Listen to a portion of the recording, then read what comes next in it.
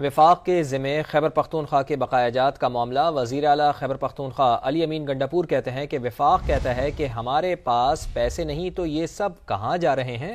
ہمارے نمائندے عبد الرحمان اس وقت وزیر اعلیٰ کے ساتھ موجود ہیں، ان سے جانتے ہیں۔ جی بتائیے۔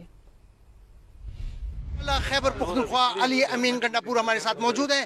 اس وقت جو ہے صوبے اور مرکز کے درمیان وسائل کی تقسیم کے حوالے سے کافی جو ہے کشیدگی ہے اور مرکز جو ہے وہ صوبے کے واجبات ادا نہیں کر رہے۔ اس حوالے سے جانتے ہیں وزیر اعلیٰ سے۔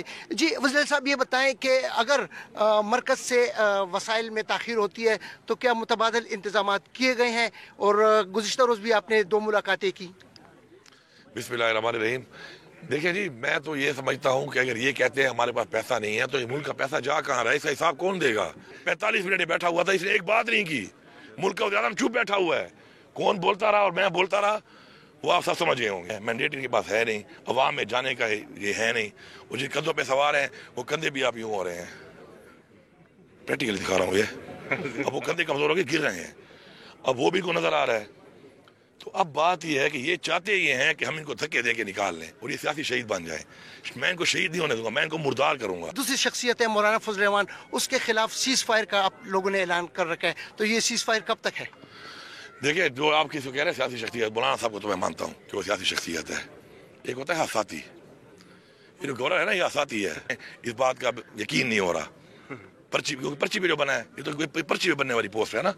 تم 9 مئی پہ تم میرے بارے میں یہ کہہ رہے ہو، تمہاری گاڑی میں تیل میں ڈال رہا ہوں، یہ گور ہاؤس میں تم رہ رہے ہو، یہ ملکیت صوبائی حکومت کی ہے، تمہارا جو سیکٹری ہے یہ میری صوبائی حکومت کا افسر ہے، تمہاری گیٹ پہ جو گارڈ کھڑا ہے یہ میری صوبائی حکومت کا ہے۔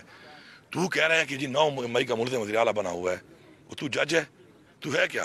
اب یہ چاہتا ہے کہ میں اس کو جس طرح کے پی ہاؤس سے سامان باہر پھینکا ہے نا، اب اس گور ہاؤس سے بھی سامان باہر پھینکوں، اس کا روڈ پہ بیٹھا ہو، پھر اس کو اپنی حیثیت اور عزت کا پتہ چلے گا، اور پھر یہ جواب دے گا مجھے۔ مولانا صاحب کو تھوڑا سا آگے آنا چاہیے اور یہی بتانا چاہیے کہ جب سے مولانا صاحب آ رہے تھے اور اب تک آ رہے تھے، ہر حکومت میں رہے ہیں، تو یہ حکومتیں کون بناتا رہا، کس طرح بناتا رہا، کن بنیادوں پہ ان کو اس میں حصے دیے گئے، ان ایوانوں میں کیا ہوتا رہا، ان ایوانوں کے باہر کیا ہوتا رہا، ان بند کمروں میں کیا ہوتا رہا، کیا ڈیلیں ہوتی رہیں۔ ایک دھرنا دیا تھا مولانا صاحب نے عمران خان کے خلاف، اس کے بارے میں کون کو بتائیں، وہ دھرنا کس نے کرایا تھا؟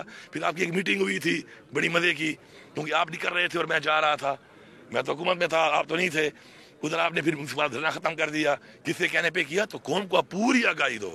مولانا صاحب جب حق کا کلمہ پڑھ لیا ہے تو کلمے کے ساتھ نعرہ تکبیر مارو، اللہ اکبر کرو اور بس پڑھ جاؤ۔ یہ چھوٹی چھوٹی جمپیں نہ لگاؤ، ایک ہی بڑی چھلانگ لگاؤ۔